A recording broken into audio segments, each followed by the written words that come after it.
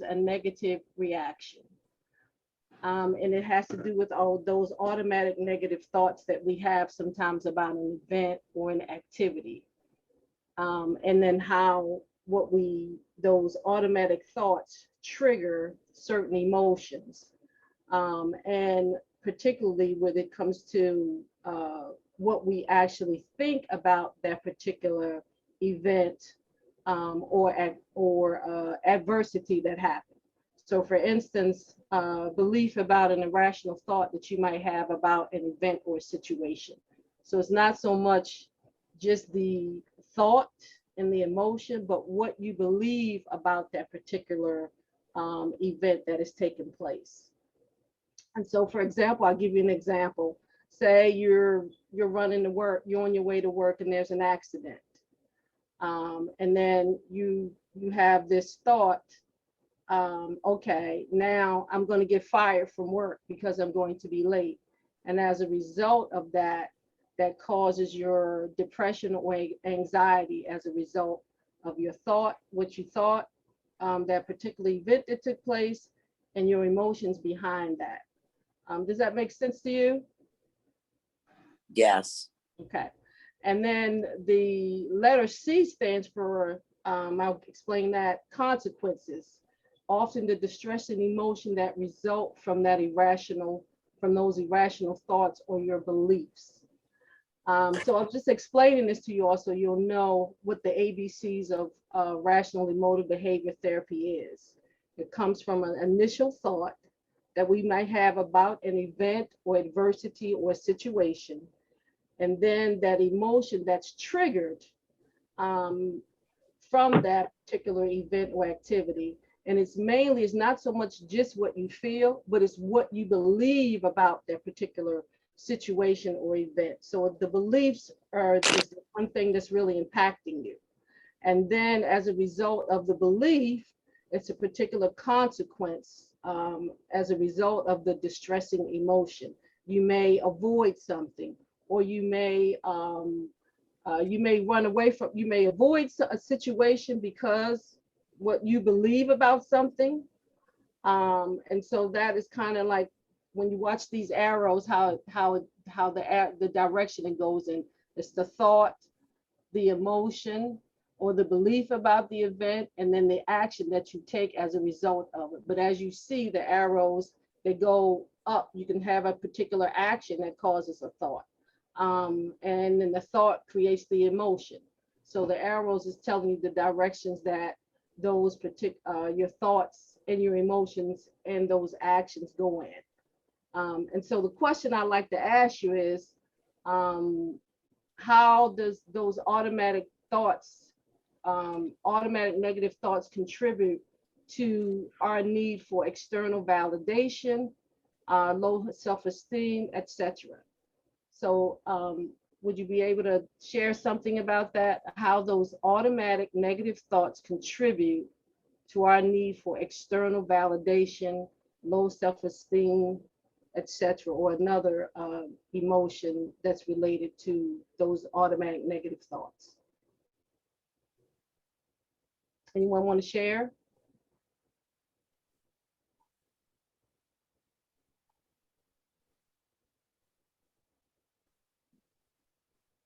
If I understand this correctly, I'll give like an example for myself. So if I'm going through a problem, like an issue, I feel like, so my thought that I'll have is that I don't want to share this with my friends because I don't want to be a burden. So then me feeling like I'm a burden, it will cause me to be further depressed, and then I'll isolate myself. I think that's the action. And then it'll just be like a cycle like that. That's exactly it. That's correct. That is correct. Yes, that's how it operates. Yes, those automatic negative thoughts. Thank you, Brittany. Yes, you're welcome. Thank you. Anyone else?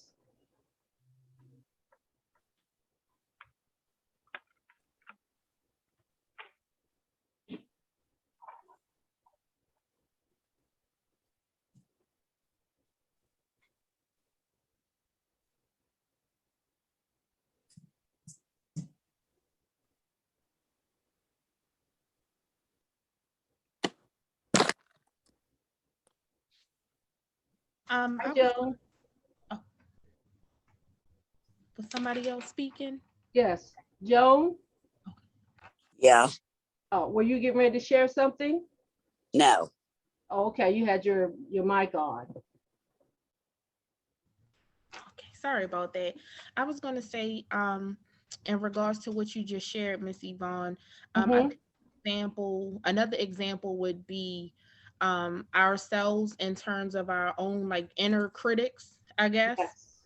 Um, I think that those automatic negative thoughts from our inner critics are what cause us to also have feelings of like low self-esteem or moments of like low self-worth, things of that nature. And then, of course, when we allow that inner critic to continue to take over, it's hard for us to, I guess, like get out of that, again, that thought pattern, that process, dealing with our emotions from those negative thoughts. And then again, the actions that occur, because of those things. So I think our inner critics have a lot to do with it as well. Yes, exactly it. And that's why this arrow, it just cycles around. It just keeps going. You get caught up in that same cycle. That's why the arrows are going in this direction, going around and around. Exactly. Yes. Thank you for sharing that, Courtney. Anyone else have an example of something they'd like to share? I think for me, an example would be like if I see like some parents or something outside and they're like playing with their kids on like a Saturday morning or, doing something like really fun, like sidewalk chalk outside. But meanwhile, I'm just like so out of it. I'm unable to get out of bed. I just like have my son watching like cartoons or something. I like get in my head again with one of my aunts that like I'm not a good enough parent or I'm not like being good enough. And then that leads me to like getting even more down on myself. Then I start feeling like sadder and like worse about my situation or about what I'm doing or not doing as a result, and thinking like, you're not doing enough. Like, he's going to be missing out. He's not getting to do the other things other kids are doing because like, you might be struggling. But that's just one example that I can think about for myself, because then I start to feel that low self-esteem, or I do look for that validation from other parents that like, what I'm trying to do or the best that I'm trying to do is still good enough to them or in their eyes. And I'm always thinking like, oh, they probably think like I never see, Axel outside playing or something like that, which isn't true. But, that's where my mind goes, just kind of like fortune telling what I think that they're thinking about me as a mom, because I don't have my son as actively out and about in the neighborhood or playing with like the neighborhood kids as much as they all get together. And so I kind of get down on myself about that. Mm-hmm. Mm-hmm. Does Axel get upset about it? No, he does not. He's more than happy. As he says in his words, I want to stay right next to you forever and ever, mommy. Oh, That's sweet. I'm like, you need to venture out, sir. But I'm sorry, I'm not in a place right now to be the one to take you. Mm-hmm. Mm-hmm. And you said a key thing, that those thoughts and that pattern of thinking and the emotions and all the consequences related to that, you said, of course, it's not true. It's not true. So you look at and you say, well, what facts do I have to prove that this is true or not true? Exactly. None whatsoever. None whatsoever. Exactly. Exactly. Thank you, Mish. Thank you for letting me share. You're welcome. Anyone else?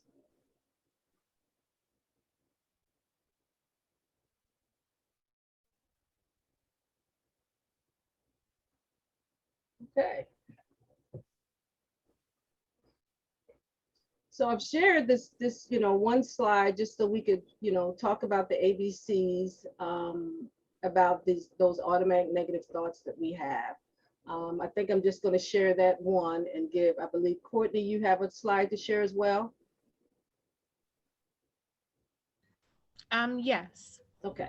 So unless anyone else have any more comments about it, or have something else they want to say. we'll go on to Courtney. Okay, thank you all. Thank you.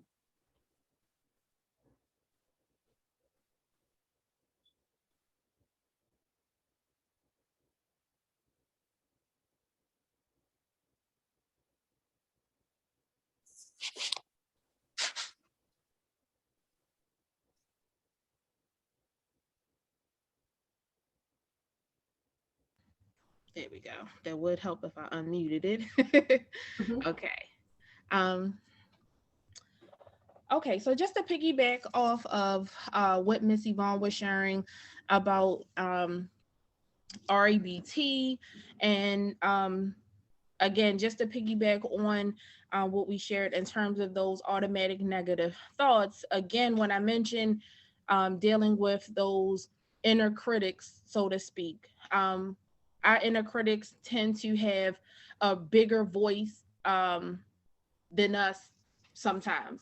And unfortunately, at times we allow those inner critics to take over in so many ways, to the fact where we lose sense of our own self-worth. So that's what I'll be sharing with you all this evening. According to Merriam-Webster, self-worth is defined as a feeling that you are a good person who deserves to be treated. Respect. Before I even get to that, how do you all determine your self-worth? How are some ways that you all determine your self-worth?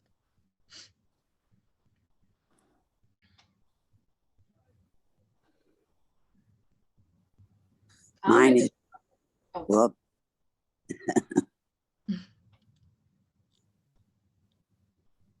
You can go ahead, Miss Joan.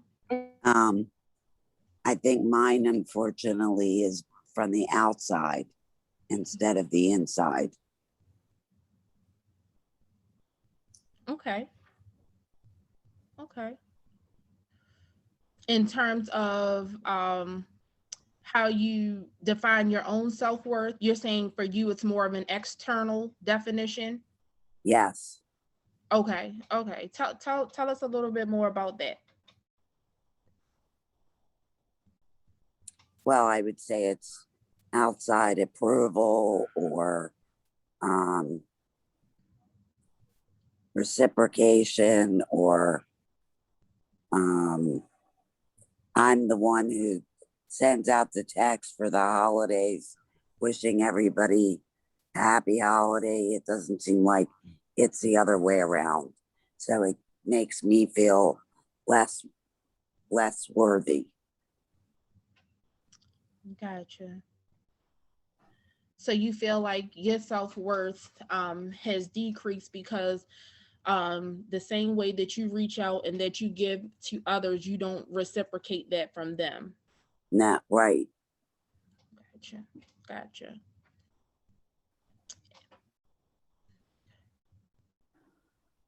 And internally, how does that make you feel? Doesn't make me feel good about myself. Okay. Okay.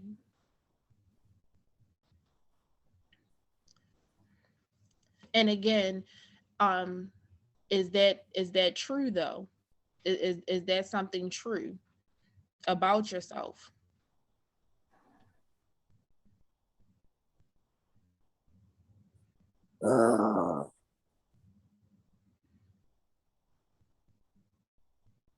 I don't know the answer.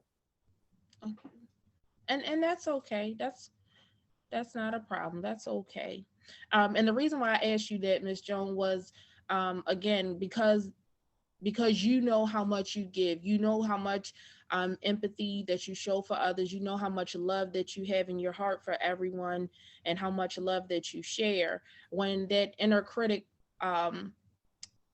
again is more vocal than what you are and it takes over, it'll definitely cause you to make you feel like you're at a low place. So I can definitely understand that, and that's why I was asking, how did it make you feel internally? How about anyone else? I wanted to comment on what Joan said about her reaching out to her family. Mhm. I think that's really a positive attribute that you reach out to your family. That is a support system and it's keeping you and the family connected. Absolutely. So it's really, you're really kind of like I would say kind of like a matriarch. You know, we all have one of those in our families. And I look at you as being that person trying to, working towards keeping the family connected. So that's a positive, even if they may not necessarily reach out to you, but someone will. Someone will. It will have some value for someone in that family. My sister-in-law, we don't get along anymore. She has some issue ever since my mother died. Mm-hmm. She used to call me Elmer, like Elmer's glue. Mm-hmm. Yeah, I understand. But yeah, that's a positive thing that you're doing.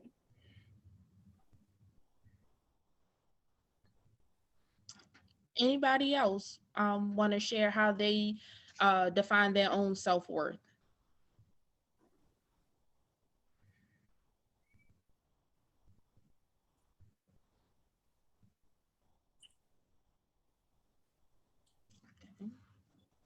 Okay, I'm gonna go ahead to the next slide. Um, so typically, most of us define our self-worth around these 5 things: money, financial stability, social status, our appearance, our careers, and things that we achieve. But these are some ways that we can also actually, instead of looking at those typical things, we can actually explore ourselves a lot more and actually find our own self-worth and learn how to value ourselves a lot more. Um, so first off, give yourself more unconditional love. Um, Make statements such as I or I am statements like I am smart, I am beautiful, I am loved, I am worthy, I am capable, I can do this, I matter. Speak positivity into yourself. Um, Number 2, give yourself opportunities to experience your successes. Review the things that you think or that we think make up our self-worth, which again was financial stability, social status, career goals, that sort of thing. And identify and challenge and externalize, again, your inner critic. Again, at times we allow ourselves to, we allow our thoughts to take over by focusing on each and every flaw or mistake that we have.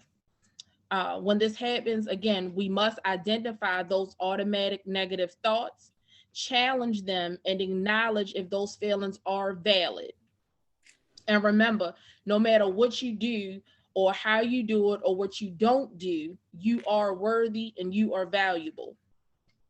And finally, just continue to increase your own understanding of your self-acceptance, your self-love. Because how do you expect others to love you if you don't love yourself?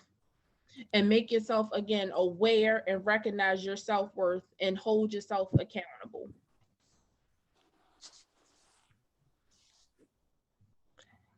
So what are some ways, besides just the ones that I shared with you, what are some ways that you all feel that you could better yourself in terms of either identifying your self-worth or valuing yourself more?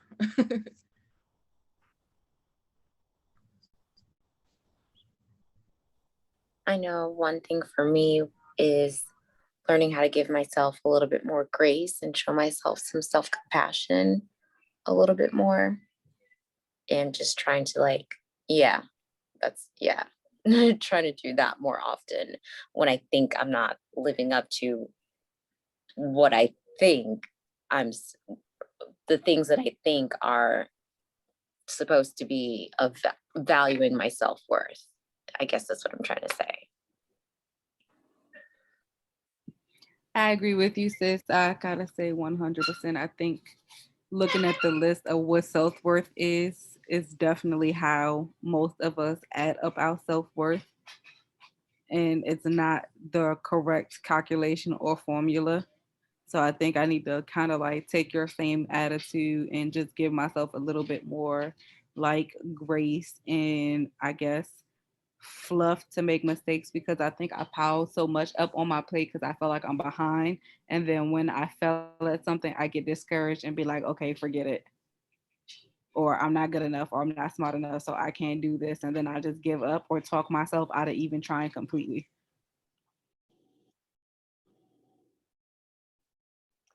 I also agree with giving myself more grace, and also learning to change that inner voice. It was something that I saw somewhere where it was like, how would you speak to a friend that was going through a certain situation or had certain thoughts about themselves?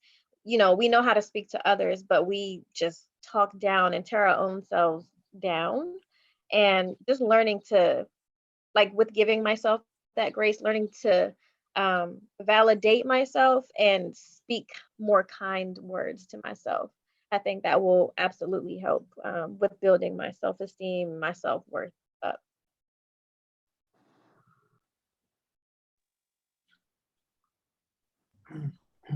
Thank you, ladies, for sharing that.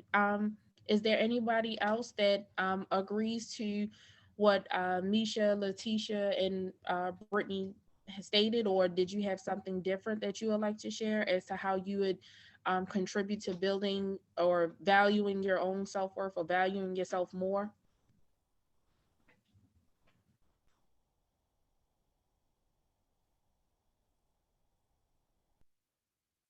I think that it's very interesting,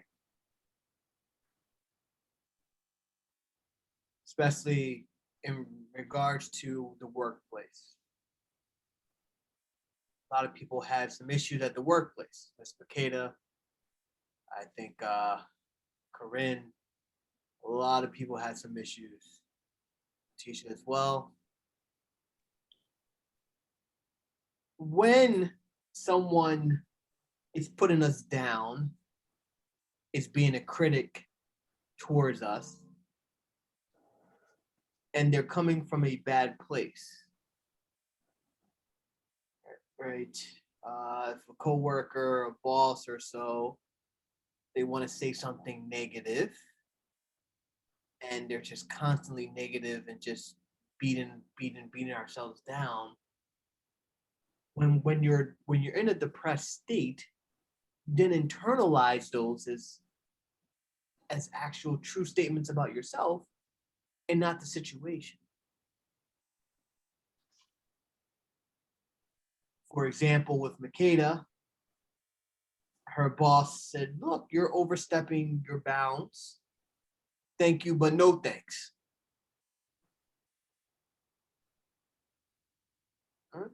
Now, a strong, I don't know the full situation, but one can, there's several ways to look at that situation, or there's several ways to take the criticism. If, let's say if this person that you respect, but they say it in a way where oftentimes good leaders, they know what to say to bring out the best in you.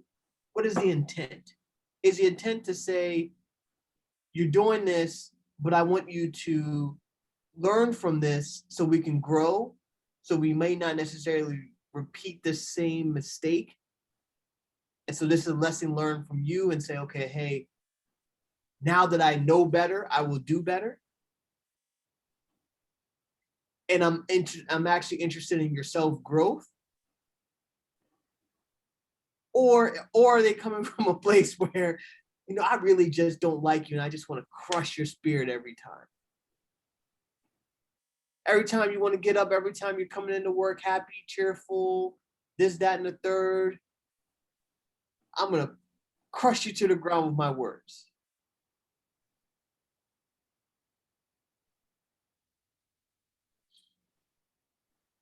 self-confident people, people that value themselves, people that have high self-worth, can see the worth of others.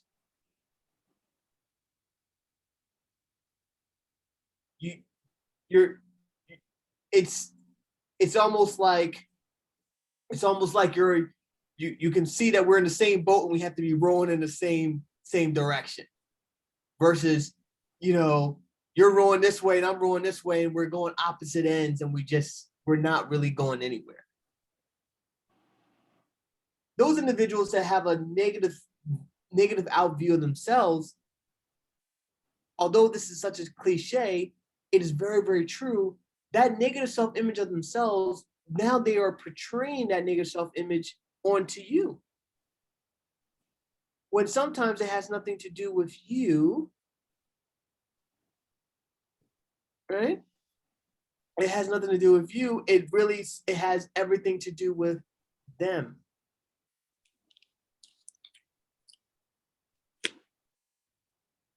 Thoughts?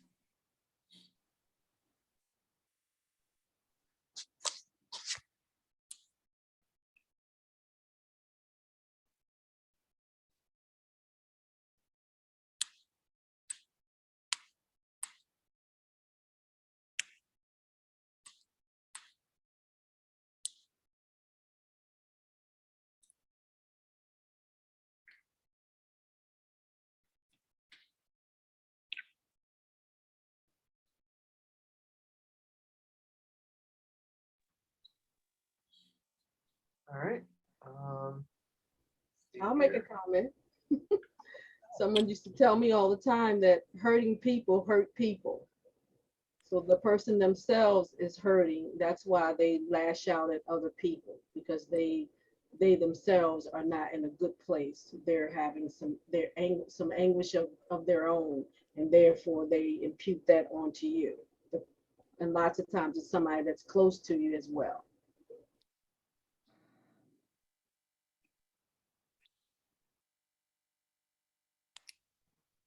I would agree with that, in that a lot of times it's so hard to look past a person beyond their actions sometimes. Because I know for me, I internalize like almost everything, and I'll take almost anything as a personal attack. And I have to also keep that in mind, that, this person's going through something just like with me. When I hold on to my emotions and then just randomly I'll be so irritable that something will just pick me off. It looks like I'm exploding and I'm crazy, when in reality, I'm going through my own issues. So it's the same with someone else. It's not always just like in an instant, like in a situation where it just happened. Like, it's probably like a buildup of things that's going on with them as well.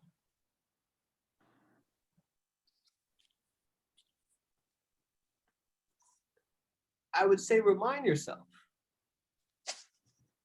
when someone is attacking you and it coming from a negative and a harsh place, it's a reflection of them, not of you. Yeah.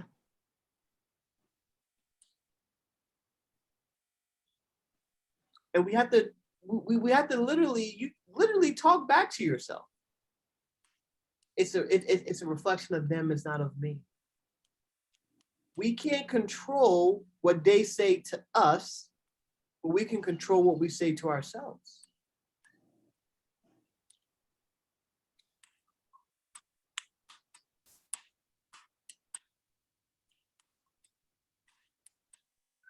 We can control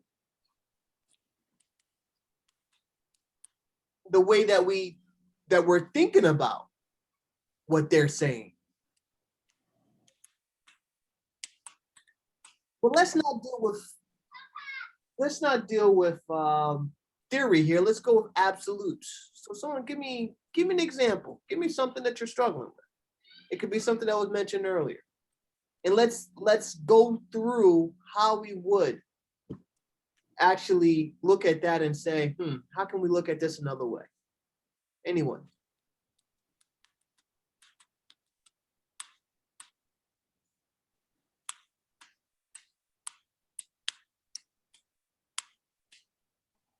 I know for me, when something goes wrong, for instance, like with my relationship and how my partner has told me, you know, we need to take a break, we need to take a step back, we need to each heal from whatever it is that we need to heal from because we're bringing it into the relationship, you know, and then we need to come back together and see if we can work through this together after we work on ourselves. Immediately, I think, oh, you don't love me anymore. Like, oh, you don't want to be with me anymore. Like, I go to worst case scenario. Like, I do that type of thinking. And it's not just, you know, with relationships, but that would be my example. Do you know where that stems from? No. Does anybody want to take a wild guess where that stems from?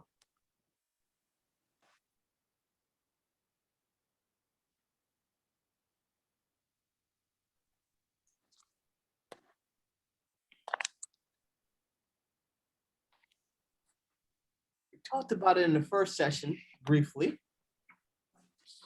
but we'll talk about it again. It's an interesting topic. It stems from childhood. Your attachment. Mm-hmm. Your attachment to loved ones.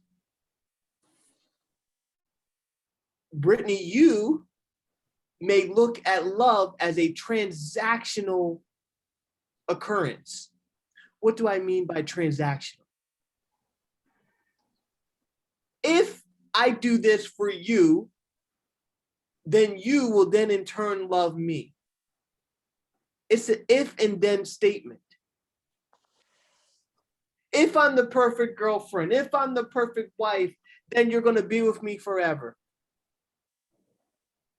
Mm-hmm. Whereas some others look at love as unconditional.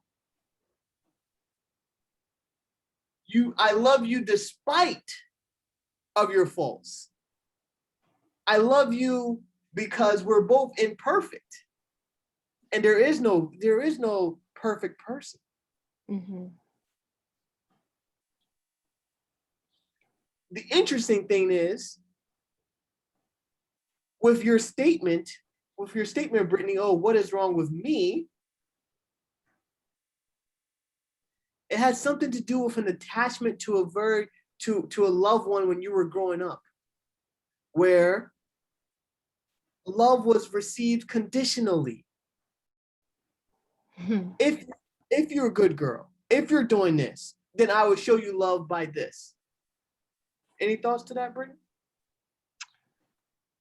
Yeah. Then putting it that way, I would know exactly where that comes from. And that would be my relationship with my mother. That's like 100%. Like I believe that's where that came from. Because for me, you know, when I would do things, I was always told verbally or shown, that's not right, do it again, or you're not doing it good enough. And I thought, okay, I'm not pleasing her, so she doesn't love me. So I started doing things that I thought, as long as I make her happy, she'll love me. But if I'm doing something that upsets her, that makes her angry, then she won't love me as much, you know, and then I have to work harder. So then, yeah, I think that's where that came from. There's someone that wrote a book about this, about the person that wounded you as a child and how you carry it through life and how you see yourself. Do you remember the name of the book? God, I probably have it somewhere in the house. Okay. Yeah, I would like to read more about that. Yeah, it's definitely true. It could Mhm. have been a teacher that wounded you, but usually it's your parents. Mm-hmm.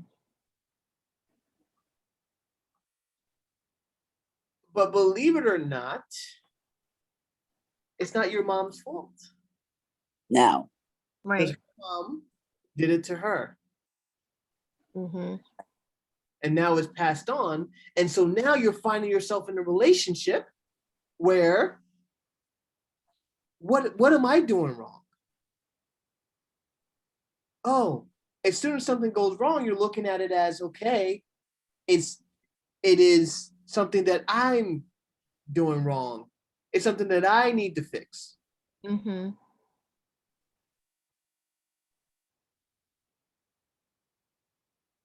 And so now that same pattern that your mom was doing, you may consciously or unconsciously or subconsciously be exhibiting some of those same behaviors. Yeah.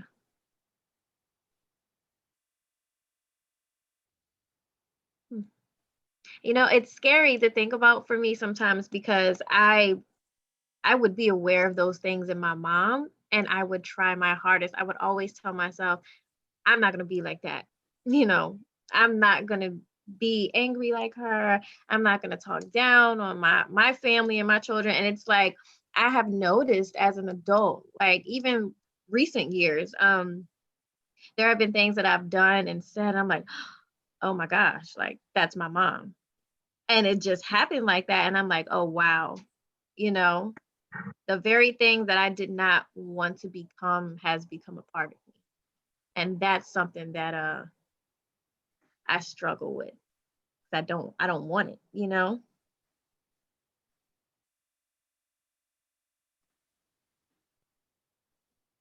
What did they say in AA? What is the first step? Acceptance? Or is that the Accepting, first step? right. Accepting that you have a problem. Hey. Yeah.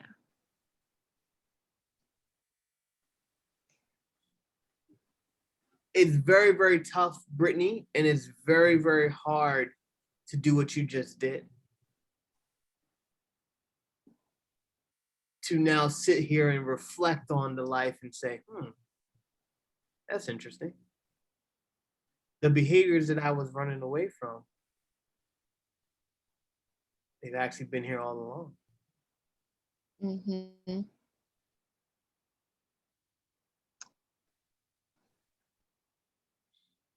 my mother was abusive. She would tell us she was invisible.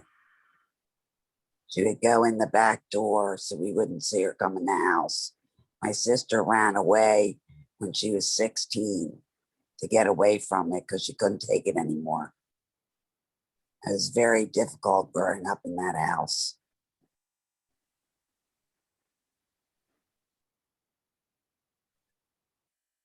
It's extremely difficult.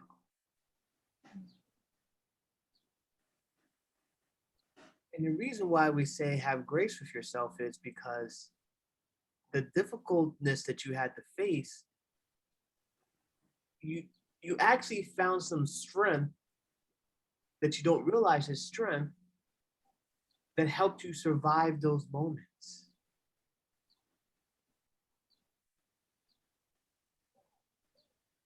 Right? For instance, with Joan, your strength, you like to do things for others. Yes. But now I would say for you, if you were one of my clients, I would say that I know that you like to do things for others, but the one person that I want you to start doing things for is yourself. Yep. I want you to allow yourself to do things for yourself. I don't really know how to. As you mentioned earlier, take it day by day, hour by hour. First, start with every day, make yourself a flower arrangement.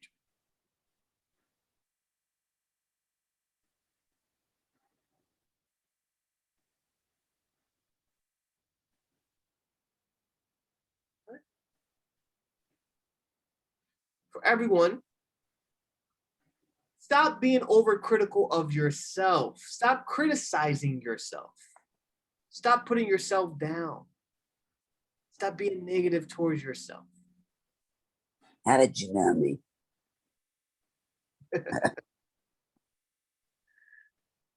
So question, how do you hold yourself accountable without criticizing yourself? That's a good question. All right. So give me the last time that you criticized yourself. That's every day. Let's see, I came home today. I had some work I could have been doing, but I didn't. So then I criticized myself for that. I definitely got up this morning, hit the snooze button until it was probably like 5 minutes before I need to be walking out the door.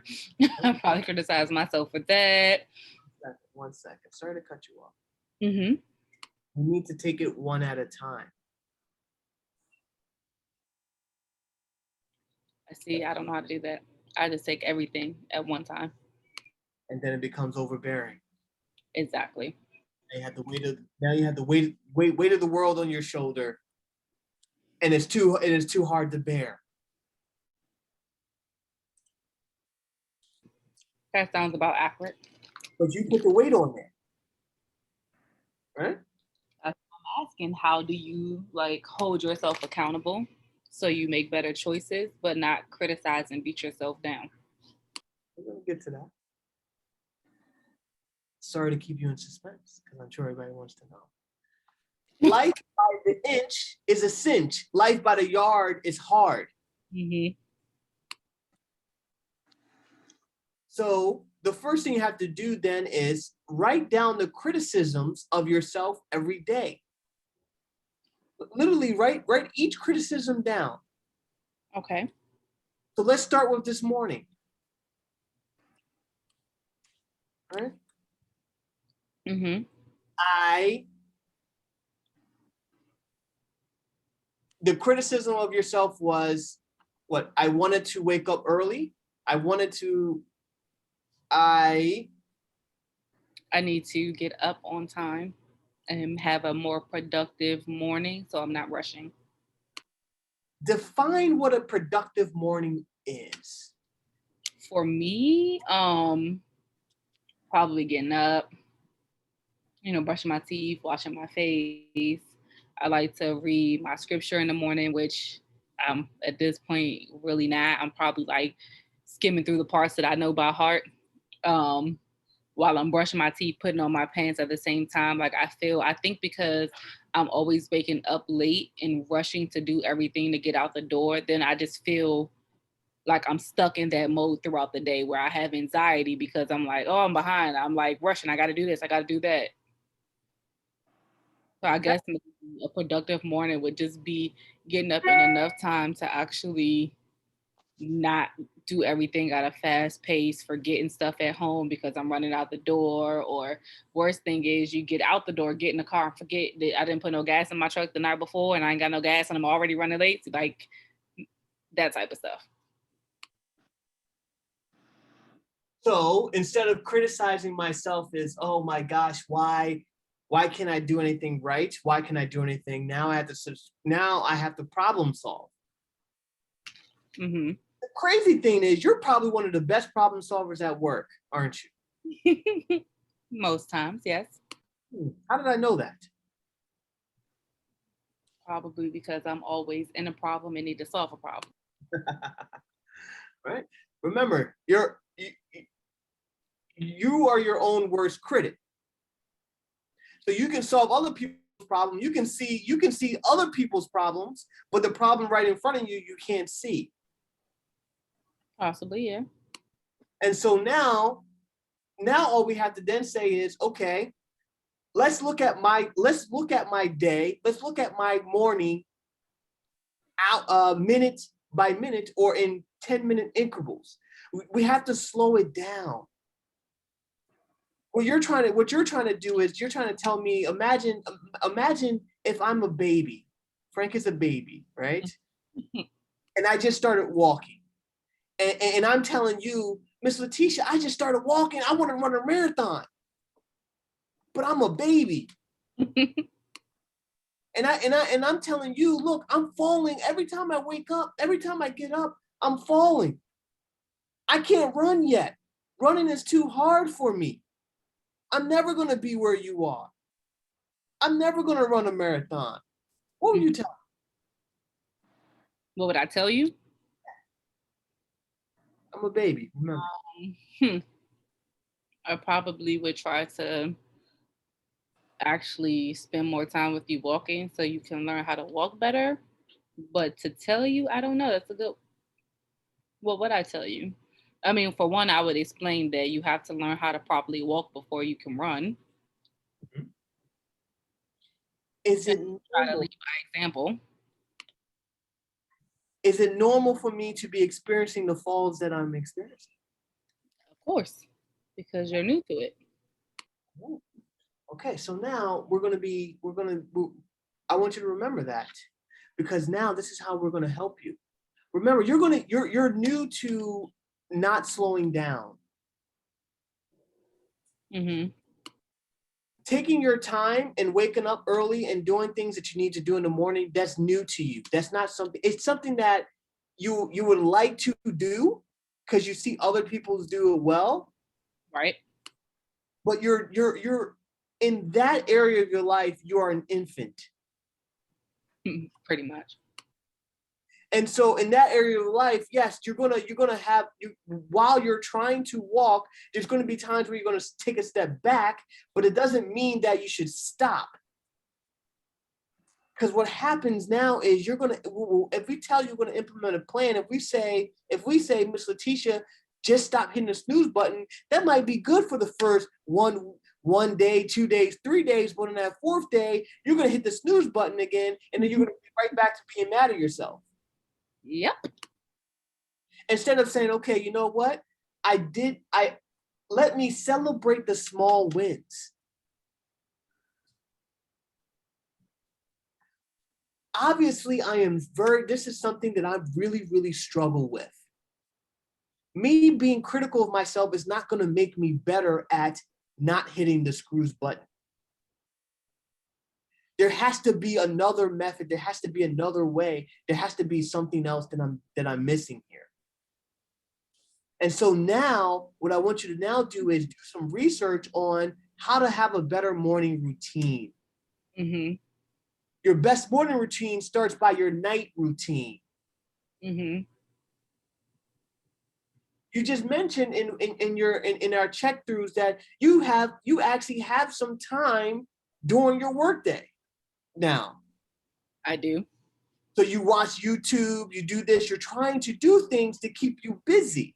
Mm-hmm. So now for me, what that lets me know is, hey, look, you struggle with reading your scriptures in the morning. Maybe the morning is not the best time to read the scripture. Why not read the scripture later on in the daytime instead of saying, okay, let me read the scripture, then I can watch my YouTube. Mm-hmm. You're trying to make something work that's not working, and then and then you get mad at yourself for not working, when you can just say, look, nobody's putting this pressure on me to do this but me. Mm-hmm. I'm the one that put myself in the box, but I've created the box. I can move. I have the ability to say, you know what? This is not working. Let me try something else. Very true. What is the definition of insanity? Doing the same thing over and over again, looking for different results. And see, you were expecting me to tell you to try to say, oh, just do it with your self-will. Just do it with your own thing. Why not? It's too hard. Is there another way? Is there an alternative way that we can get to the same result? Yep, it is. I just need to learn it and implement it or try it out. So now I would say this: research time management and morning routines. You're going to find a lot of people that have a lot of good strategies. Okay. Also, let's open up to the team. Let's open up to the group. We have 11 experts on. Between the 11 of us, I'm sure somebody's really, really good at morning routines and have figured out a good time management for wanting to do more things in the morning.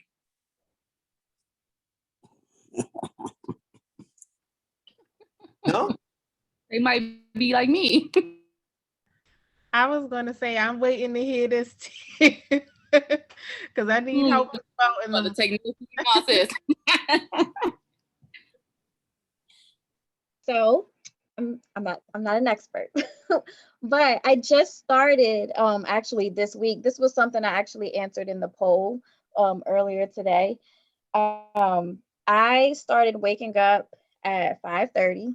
I do not touch my phone other than to turn the alarm off. As soon as I get up, I go straight downstairs and I make breakfast. After I'm done making my breakfast, I'll go ahead and get ready for the day. And then once I'm dressed and everything, I'll get my food, I'll sit down, I will do my whatever I'm reading for that week, like in the Bible, like I'll do my Bible study. And then that will start my day off, right?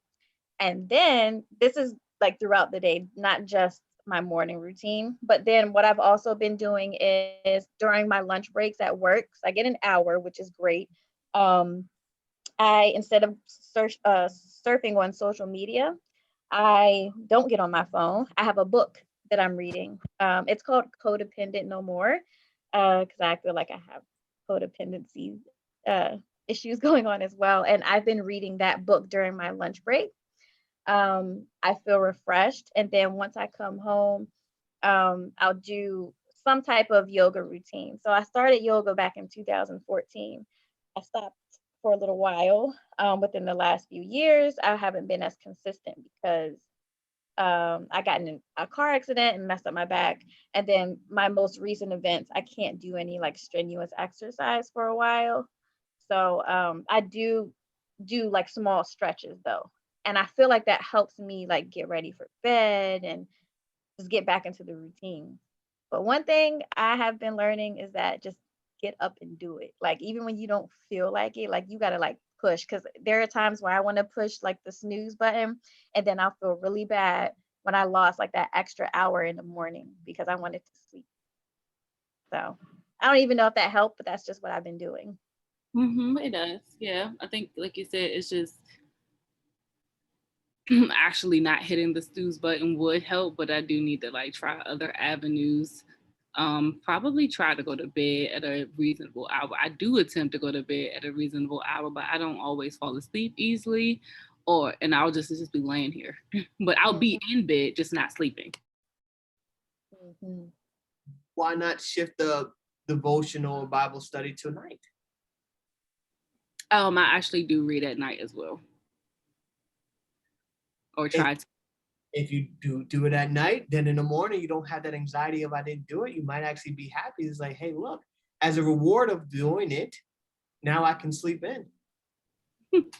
Yeah, I can try it that way. Try to flop some things around and try different ways of doing it instead of just trying to force myself, like you said, to fit in the box that I've calculated as the right way. I mean, try different arenas. I mean, try different approaches and research it, right? I used to be really good at helping people with time management, but now it all escaped me. But I would say that, hey, some people are just not morning people. I think and I used to be. I don't know what happened. I really don't. I used to have like so much energy, and now I'm just like sleepy and tired all day. Don't want to get up, but can't go to sleep. Then when I go to sleep, it's not enough sleep. I don't know what's happening. I would say do some more research on how to go to sleep earlier. how to get more sleep at night, because that will definitely help you in the morning. You need to also implement a bedtime routine. Also, when you're going to be doing something like this, you have to identify what you're going to be sacrificing. You're not going to make any progress without sacrificing something. That's a good point. When we listened to Brittany, she said, hey, I had to sacrifice X. I used to scroll on social media during lunchtime, but now I'm not doing that anymore. Right. You're not going to make any progress in life. You're not going to reach any goals. You're not going to do anything without sacrifice. And so also identify what am I willing to sacrifice? Right. And I would actually say, look, get your sleep, get that sleep, you beat yourself up over it, get that sleep. Also, like another problem that you may have is the fact that you don't have anything worthy enough to get you up. Let me tell you, if I told you, Miss Letitia, tomorrow morning, I'm gonna give you $1 billion if you meet me at 4:30 in the morning, you won't hit that snooze button. Oh no, I won't. I will not hit that snooze button. Better hope I go to sleep. I'm probably just gonna be sitting there waiting in the parking lot that you told me to meet you at. That's your life right now. You don't have anything worthy to get you up in the morning. Well, work should be worth because the bills got to be paid, but you're not satisfied at work. No. You're going in there, punching in and out. Right? Yes, not fulfilled at all. Exactly. So, great, but not fulfilled. Say that again.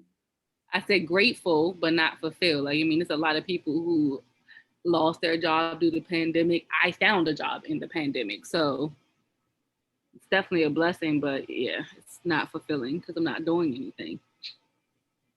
And so that urge, that drive, I would say you need to set a goal. You need to set a very, very hard to attain goal for yourself to get you that motivation, something that you really enjoy. Don't make it based off of what other people think you should have.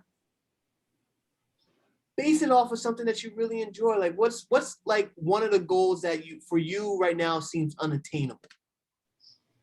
That probably is an unattainable goal to me, is getting up and out the door on time or organized. But I have actually been organizing my goals in a more structured way. So I guess I can get on that list and find one and try to work on it. Yeah, because, okay, you get organized for what? You're going to get organized to do what? Go to a job that you don't like? That's not, you're not going to you're going to lose motivation quick. Do you see where I was going? Yeah, I definitely lose motivation very quickly, especially if it doesn't look like it's going in the time or the direction that I wanted to go in, when and how I wanted to go there. So now we got to say, okay, what's going to get you excited? What's going to get you up in the morning? Starbucks? I don't know. No, a goal, like work on. I don't know. I really have to think on that. What goal would actually get me up and excited and out of the bed in the morning? I have no idea. Make it a stretch goal. Make it something that, you know what, this is something I've always been wanting. I never really pushed myself. Maybe the gym, getting up and going to the gym to get in shape. There you go. Definitely a goal that I've been wanting. Have the membership, but don't go. They just get free money off of me. Well, a lot of gyms count on that. Say that again. A lot of gyms count on that. Right. Because we're not smart enough for one to go cancel the membership that we're not even using. I'm not an expert on waking up in the morning, going to the gym, but based on what like my sister, she wakes up 5:30 in the morning, she gets her workout in, and she always tells me that it gives her more energy during the day and kind of more motivation to do things. So because that's a goal of yours, maybe, having that thought of, okay, like in the morning, I'm going to work out, I'm going to get my day started. And so even not necessarily even going to the gym, there's videos on YouTube that you can do, even if you want to be in the comfortable space, like in your house.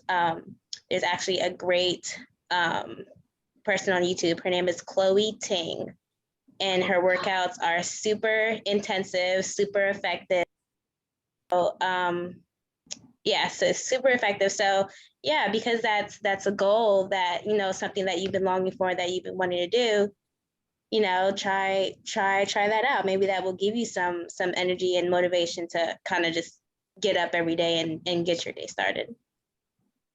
Okay, I'm looking her up right now. Yeah, she's great. Oh yeah, she's definitely in shape.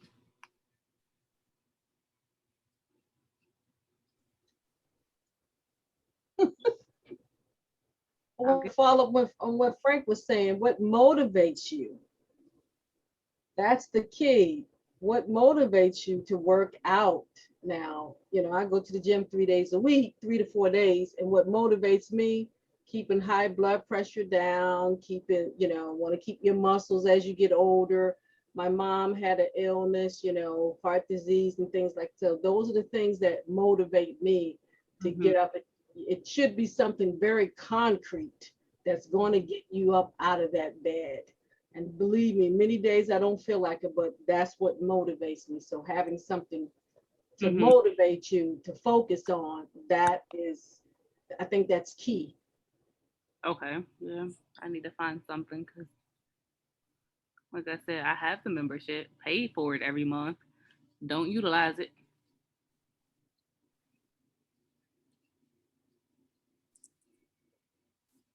Do you have someone to go with? No. That No. might help. Yeah, that's true. I don't know. I'm definitely going to give this a try next week. Maybe I'll shoot for like 2 days out of the week or 3 and see how that goes. Yeah, I would definitely say just take it one day at a time. So kind of like you said, starting off small, 2 days a week, and then depending on how you feel from there, you can increase your days. So definitely kind of just going for it. Yes. Well, I'll update you guys on how I do next Thursday. Wonderful. If you don't hear from me, I probably died in the gym. And if you do have someone that you can be accountable to that goes, that would be helpful. But if you don't, I have friends and, none of them come with me. I try to get them to come, or so I had to make up my mind. I'm doing this for me. Right. So, you can weigh that, Yeah, that's true. I guess the other kicker is I can go to the gym, but I wouldn't know what I'm doing there. I'm just going and playing on the machines. Well, most gyms have somebody that should be helping you. Yes, at a nice price. Where do you belong? Goes Gym. So if you want to train with them, you pay like if you want to train, let's say like 1 day out of the week, it's like $50. Even when you join, they didn't offer to have. They do it separately through a company called Compel Fitness. So you're going to pay for your gym membership, but then you're also going to pay a separate fee for the trainers. Oh, that sucks. Maybe that's your sacrifice. Yeah, that's true. And you would definitely go. You would think so, but I definitely have paid it. I what? What? I know that's bad, but it's true.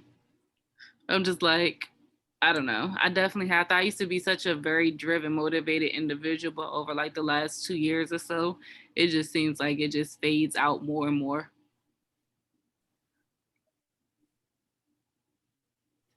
But we'll try this gym thing over the next week and see if that helps. That's good. All right. Let's see here. Anyone else? Last comments before we end?